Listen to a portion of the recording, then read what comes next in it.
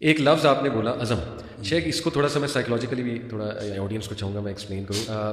Psychology میں بھی بار بار will power کا ہم پڑھتے ہیں, بار بار ذکر ہے, اور پازیٹیو سائیکالوجی میں آپ کو پتہ ہے کہ انسان کے جو پازیٹیو پہلو ہیں اس کے کیریکٹر اسٹرینتھس جو ہیں ان کو بہت زیادہ سامنے لایا جاتا ہے بجائے کہ مینٹل ڈس آرڈرس کو. تو یہ ایک نئی فیلڈ ہے پازیٹیو سائیکالوجی.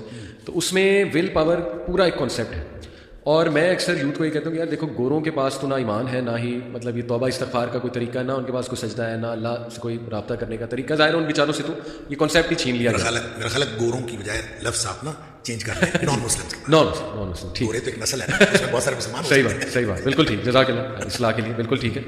تو میں اکثر یہ کہتا ہوں کہ جو نان مسلم ہے, اور میں یہی لفظ استعمال کروں گا, تو پھر بھی اس کے باوجود ول پاور کی بڑی بات کرتے ہیں, اور ان کے کئی ایسے آپ کو سکسیس سٹوریز مل جائیں گی جو کوئی نشے میں تھا, ٹوٹل نشے میں, یعنی ہوپ لیس سچویشن تھی, اور نشہ آپ کو پتہ ہے وہ ایسی چیز ہے کہ اس سے نکلنا بہت ہی مشکل ہوتا ہے.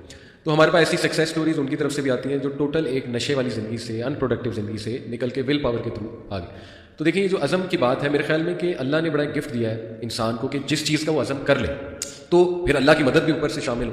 تو شیخ میرا تو خیال مایوس ہونے کی ضرورت نہیں ہے, نوجوانوں کو بالکل نکل سکتے ہیں وہ انشاءاللہ ان گناہوں سے, عزم بھی کریں, اور جیسے آپ نے کہا کہ کوالٹی آف توبہ بہت میٹر کرتی ہے. دیکھیں یہ جو آپ نے مایوس ہونے کی بات کی نا جی, اس میں 3 باتیں آپ سے عرض کروں.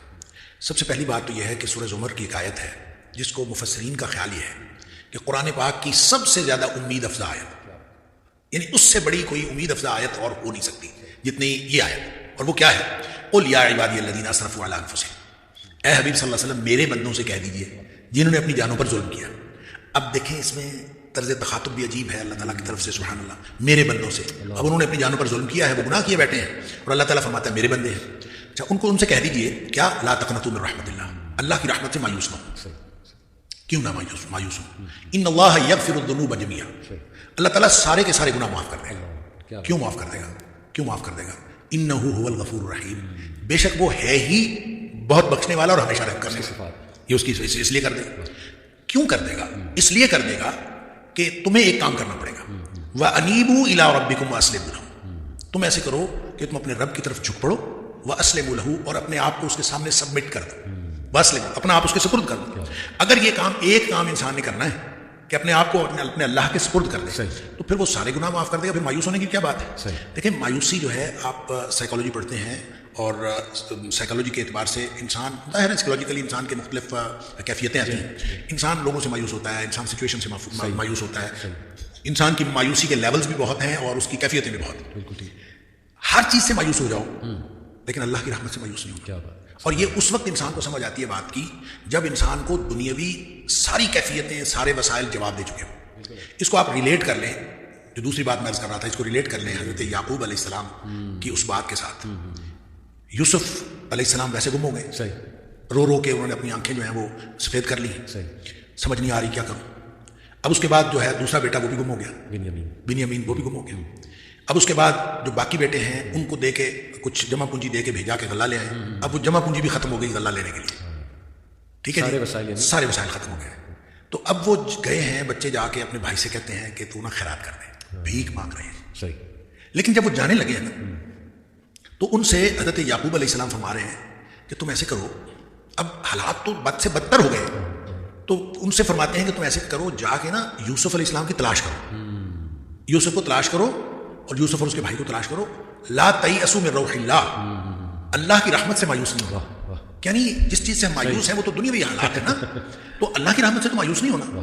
اور اللہ کی رحمت سے جو مایوس ہوتے ہیں وہ تو خسارہ پانے والے لوگ مایوس ہوتے ہیں. ہم تو اللہ کی رحمت سے مایوس, اور ان کو یہ سمجھا کے بھیجتے ہیں کہ اللہ کی رحمت سے مایوس نہیں ہونا. کہنے کی بات یہ ہے کہ جب آپ مایوسیاں انسان کو ہر طرح سے, یہ اللہ کی رحمت سے مایوس نہیں ہونا, یہ اسی کی سمجھ میں بات آئے گی جس کو اللہ تعالیٰ نے ایمان نصیب کیا ہوگا, جس کو اللہ پر ایمان ہوگا اسی کی سمجھ میں بات آئے گی. دوسرے شخص کی سمجھ میں تو یہ بات نہیں آتی. تو اس پر جب تک وہ اس کو اللہ تعالیٰ کی طرف سے وہ امید رکھتا ہے تو ہوپ کبھی ختم نہیں ہوتی. یعنی اٹس نیور ٹو لیٹ. آپ جس مرحلے پر بھی ہیں, آپ نے جتنے گناہ کر لیے ہیں, الذین یعقوب یا عبادی الذین اسرفوا علی انفسہم, اپنے آپ پر جتنا بھی ظلم کر لیا ہے, 50 سال ہو گئے, 60 سال ہو گئے, کتنی عمر گزار لی, نبی پاک صلی اللہ علیہ وسلم فرمایا ان اللہ یقبل توبۃ العبد ما لم یغرغر. جب نزع کے وقت یہاں نرخرے سے آواز نہیں نکلتی نا، اس سے پہلے پہلے ساری توبہ اللہ قبول کرتا ہے، یعنی کھلا میدان ہے. اور جب آپ نے توبہ کر لی اس وقت پتہ کیا ہوگا، التائب من الذنب کمن لا ذنب لہ. گناہ سے توبہ کرنے والا ایسا ہے جیسے اس نے گناہ کیا ہی نہیں، فوراً ہی کھاتا صاف کلیئر، اور گویا آپ زیرو سے سٹارٹ لے رہے ہیں. تو جب آپ کسی بھی وقت کسی بھی لمحے آپ کو یہ خیال آ گیا تو اللہ کی طرف سے دیر نہیں ہے، آپ کی طرف سے دیر ہے. اللہ کی طرف سے تو ہر وقت وہ کھلا ہے معاملہ. بالکل صحیح. اب یہ کہ یہ جو توبہ ہے نا، یہ اتنا بڑا عمل ہے، یا یوں کہہ لیجیے کہ اتنا بڑا یہ استحقاق ہے، یہ پچھلی امتوں میں نہیں تھا. صحیح. اور وہ واقعہ ہم پڑھتے ہیں حدیث کے اندر، بخاری شریف کے اندر یہ واقعہ کہ وہ نبی پاک صلی اللہ علیہ وسلم نے بتایا کہ ایک شخص نے 99 قتل کیے تھے. جی ہاں. وہ کیا ڈھونڈ رہا تھا؟ صحیح.